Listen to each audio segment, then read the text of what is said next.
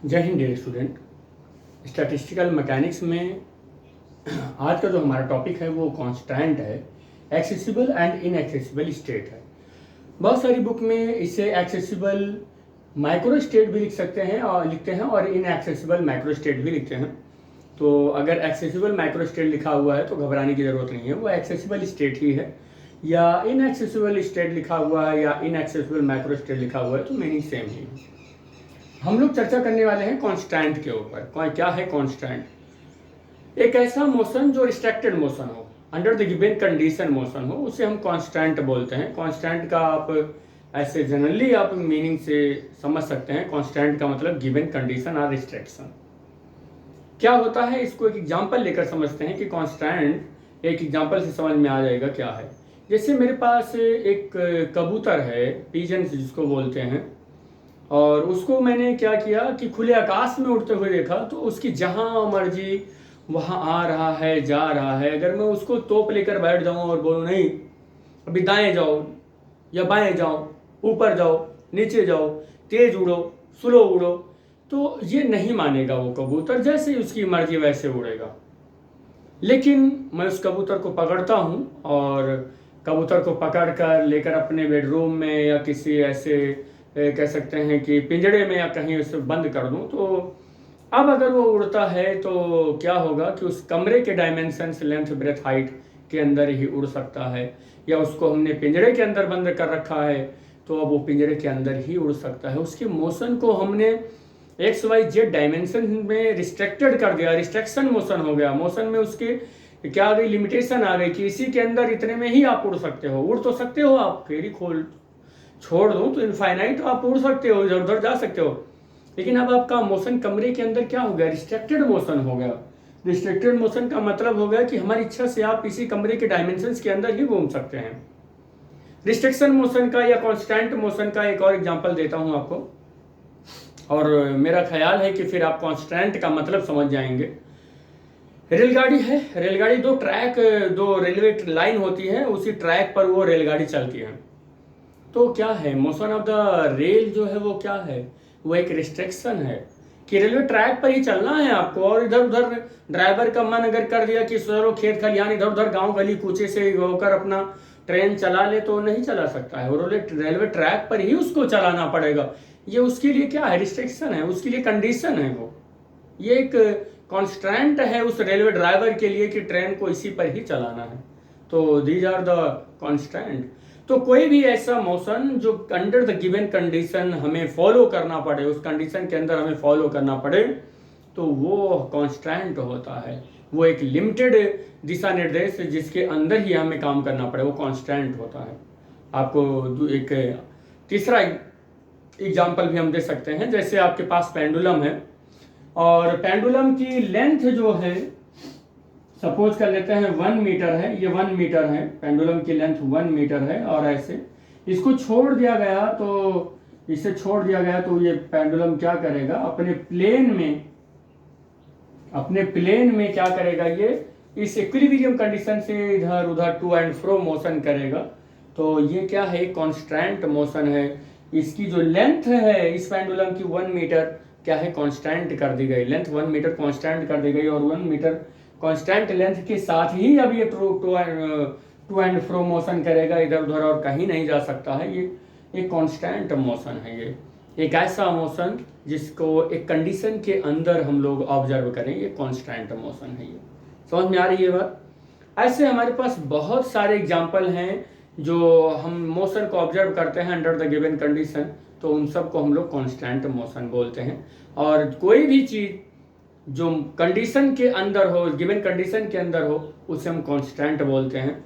क्या है constant? In physics या स्टैटिस्टिकल मैकेनिक्स देखते हैं क्या है कि when we considering the distribution of the molecule in a space, कह रहा है कि जब कभी भी हम कंसीडर करते हैं किसी मॉलिक्यूल्स का डिस्ट्रीब्यूशन करना है स्पेस में, तो और इन अ बॉक्स या कहीं भी मॉलिक्यूल का डिस्ट्रीब्यूशन बॉक्स में करना हो तो सम रिस्ट्रिक्शन, तो वहाँ पर कुछ रुकावटें होती हैं, रिस्ट्रिक्शंस होते हैं, या उसमें कुछ कंडीशंस होते हैं और द गिवन कंडीशंस, कुछ कंडीशंस होते हैं और imposed by the physical laws, और उससे हम क्या करते हैं, उससे जो फिजिकल लॉ बनाए गए होते हैं उसको फॉलो करते हुए उसको आगे बढ़ाते हैं।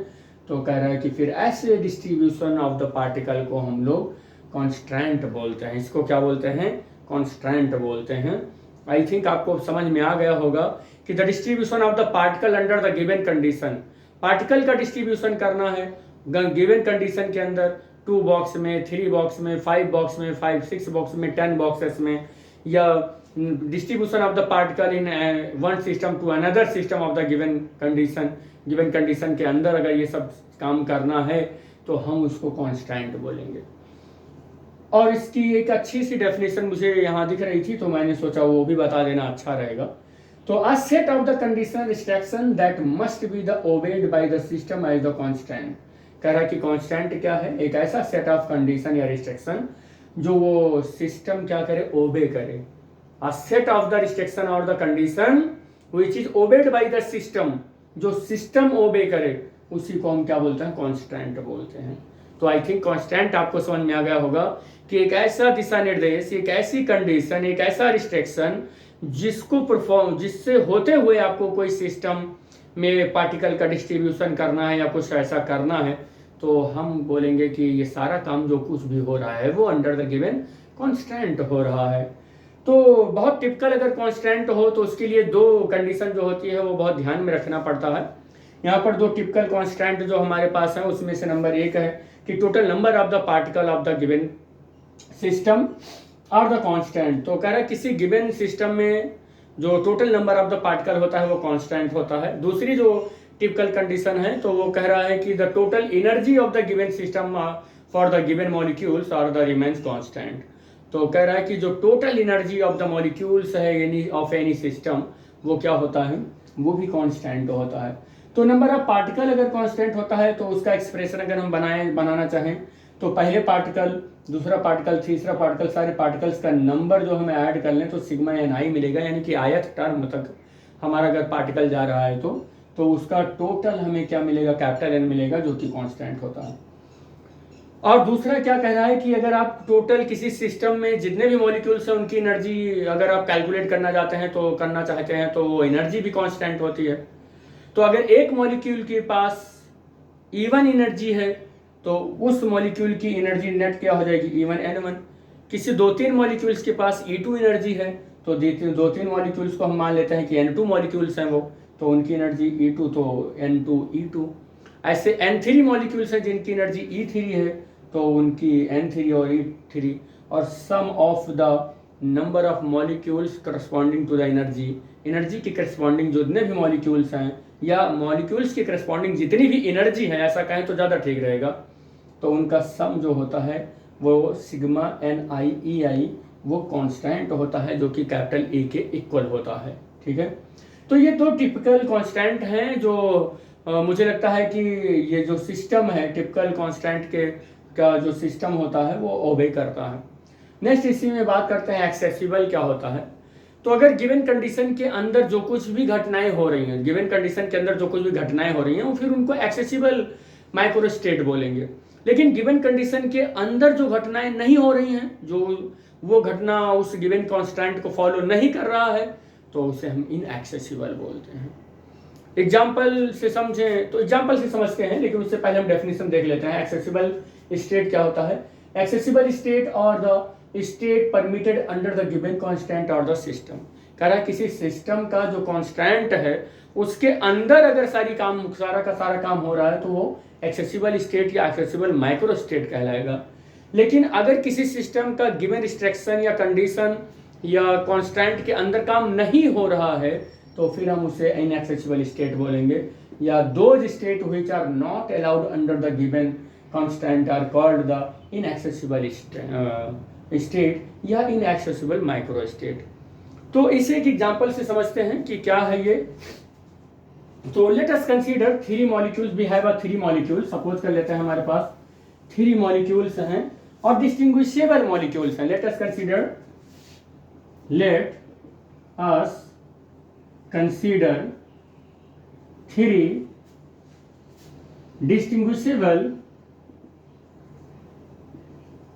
distinguishable molecule are particle A, B, C. So let us consider three distinguishable molecules. Molecules are particles A, B, C, and it is divided into the two identical boxes. और इससे हमें या हम ऐसे भी कह सकते हैं कि it is distributed two identical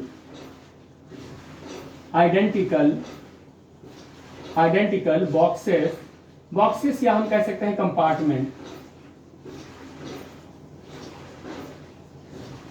two identical compartment which is X and Y.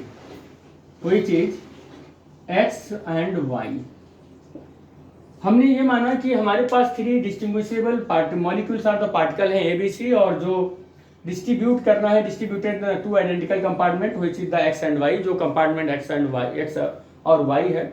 हम ये मानकर चलते हैं कि X में जो पार्टिकल हैं वो हर एक पार्टिकल के पास जो एनर्जी है, हम हम एक चीज मान लें कि again let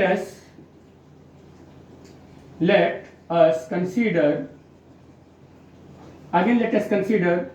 energy of each particle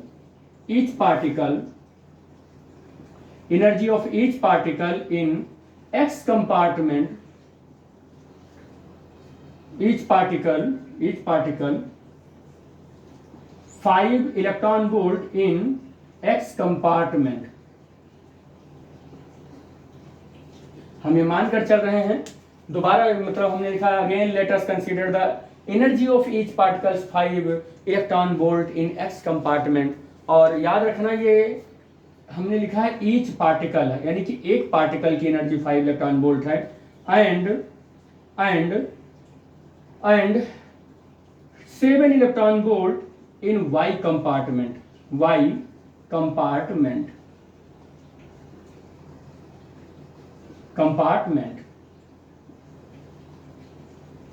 तो ये हम मानकर चल रहे हैं कंपार्टमेंट कि एक्स कंपार्टमेंट में जो हर एक पार्टिकल है उसकी एनर्जी 5 इलेक्ट्रॉन वोल्ट है, और वाई कंपार्टमेंट में जितने भी मॉलिक्यूल्स हैं उनमें से किसी एक मॉलिक्यूल की जो एनर्जी है वो 7 इलेक्ट्रॉन वोल्ट है.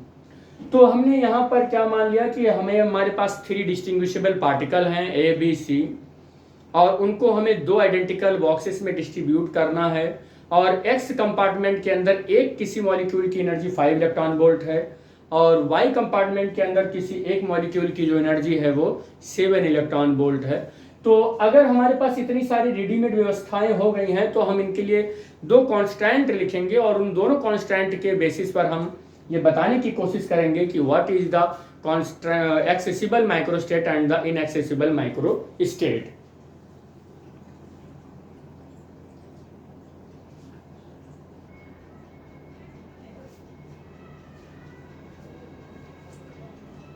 तो हमने जो three distinguishable particle A B C लिया था, जिनको एक्स और वाई में डिवाइड किया, एक्स और वाई कंपार्टमेंट में, और एक्स का एनर्जी हमने माना था कि 5 इलेक्ट्रॉन वोल्ट और वाई की एनर्जी हमने माना 7 इलेक्ट्रॉन वोल्ट है.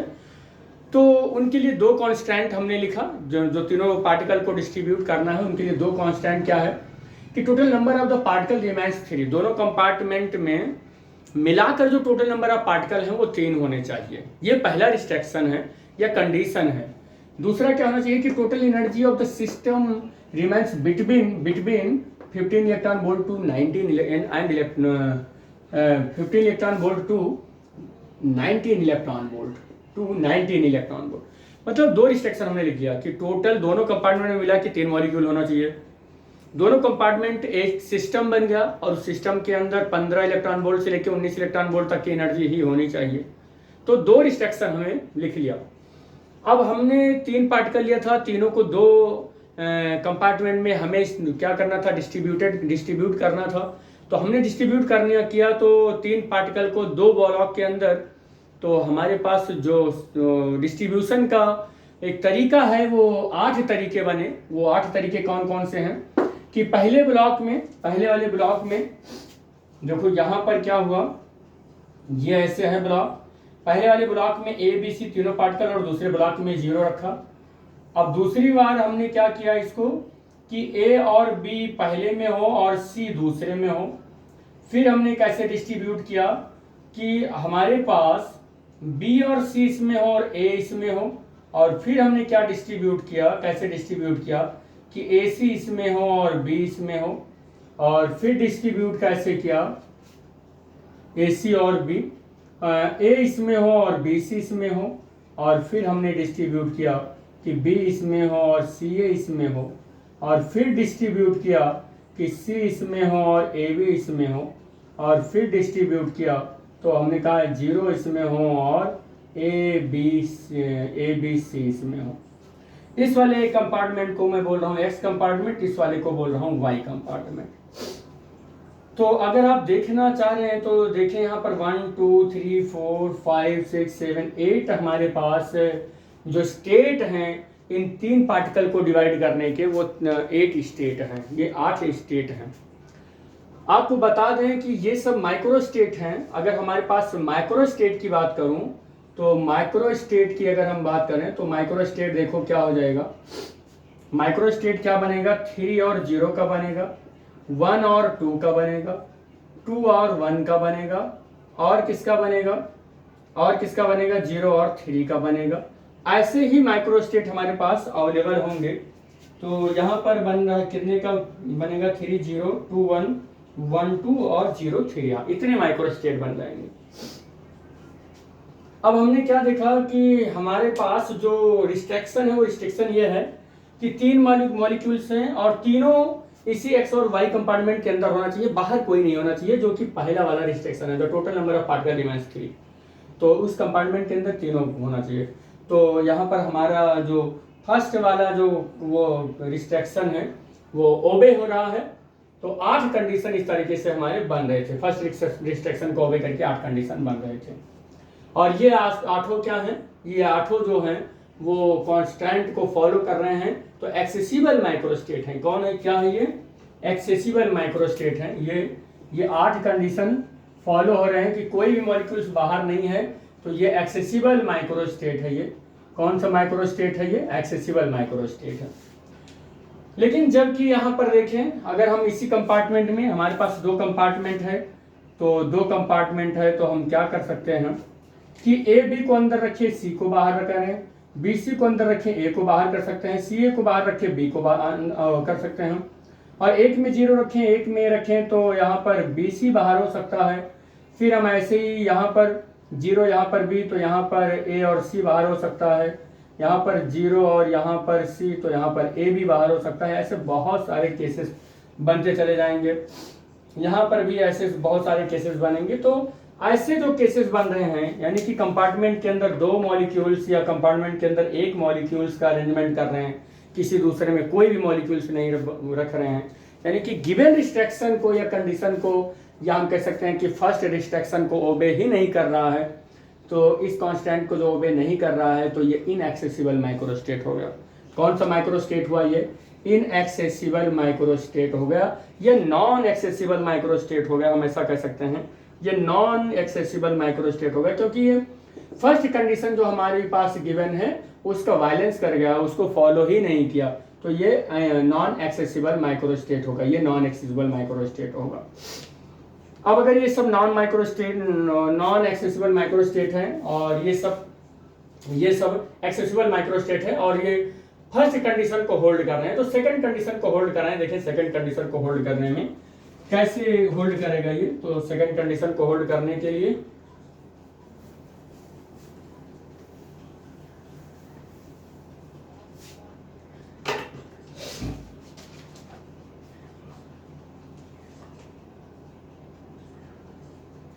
now total energy of the system, now total energy of the system, now total energy of the system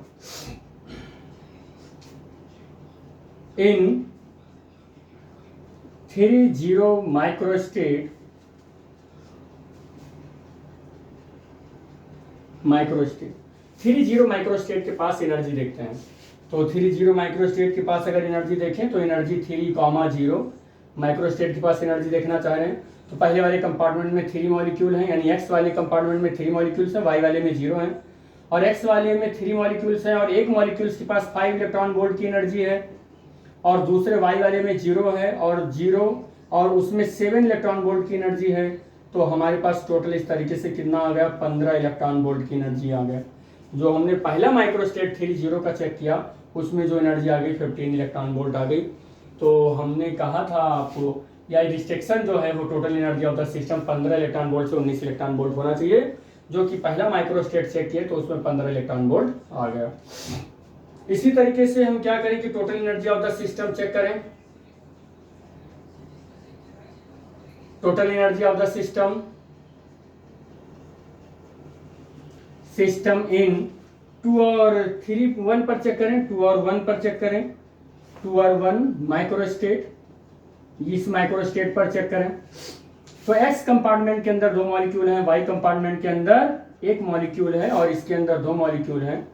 तो अब हमारे पास जो माइक्रोस्टेट है 2 और 1 है, इसकी एनर्जी, और एक यहाँ पर 2 मॉलिक्यूल हैं एक्स कंपार्टमेंट में, एक एक्स कंपार्टमेंट के अंदर एक मॉलिक्यूल के पास 5 इलेक्ट्रॉन वोल्ट की एनर्जी है, और वाई कंपार्टमेंट के अंदर एक मॉलिक्यूल के पास 7 इलेक्ट्रॉन वोल्ट की एनर्जी है। इस तरीके से 10 electron volt plus 7 electron volt और टोटल आ गया 17 इलेक्ट्रॉन वोल्ट। इसी तरीके से total energy of the system, total energy of the system 1 और 2 पर देखें, माइक्रोस्टेट में 1 और 2 वाले पे देखें तो टोटल एनर्जी 1 और 2 पर चेक करो। तो एक्स वाले कंपार्टमेंट के लिए, एक्स कंपार्टमेंट के लिए यह है, वाई कंपार्टमेंट के 2 है, एक्स कंपार्टमेंट में 1 मॉलिक्यूल, वाई कंपार्टमेंट में 2 मॉलिक्यूल। तो हमें पता है कि एक्स कंपार्टमेंट के एक मॉलिक्यूल के पास जो एनर्जी है वो 5 इलेक्ट्रॉन वोल्ट है, और जो यहाँ पर वाई कंपार्टमेंट है उसमें 2 मॉलिक्यूल हैं और एक मॉलिक्यूल के पास 7 इलेक्ट्रॉन वोल्ट की एनर्जी है, तो 7 इलेक्ट्रॉन वोल्ट, और टोटल आ जाएगा 5 और प्लस 14 इलेक्ट्रॉन वोल्ट, और इस तरीके से आ जाएगा E12 माइक्रोस्टेट के लिए 19 इलेक्ट्रॉन वोल्ट की एनर्जी आ जाएगी। लेकिन अगर हमारे पास कई ऐसे माइक्रोस्टेट हैं, और हमने अभी बताया था कितने माइक्रोस्टेट थे, 3 और 0 था, 1 और 2 था, और 2 और 1 था, और 0 और 3 था, इतने सारे माइक्रोस्टेट थे। इनमें से हमने इसकी एनर्जी देख ली, इसकी एनर्जी देख ली, इसकी एनर्जी देख ली। अब इस वाले माइक्रोस्टेट की एनर्जी देख लेते हैं। तो total energy of the system, तो total energy of the system 0 और 3 माइक्रोस्टेट,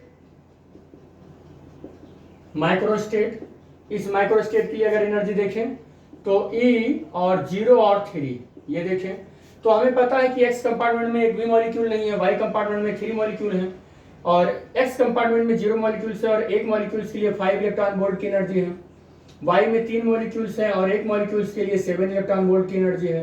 तो ये कितना हो जाएगा, 21 इलेक्ट्रॉन वोल्ट। इसका मतलब क्या है कि जो हमारा total energy of the system है वो 15 इलेक्ट्रॉन वोल्ट से 19 इलेक्ट्रॉन वोल्ट के बीच में होना चाहिए, और 0-3 वाला जो माइक्रोस्टेट है उसकी एनर्जी कितनी है, इस माइक्रोस्टेट के लिए एनर्जी कितनी है, वो 21 इलेक्ट्रॉन वोल्ट है। इसका मतलब ये माइक्रोस्टेट एग्जिस्ट नहीं करेगा हमारे गिवन रिस्ट्रिक्शन या कंडीशन के अंदर।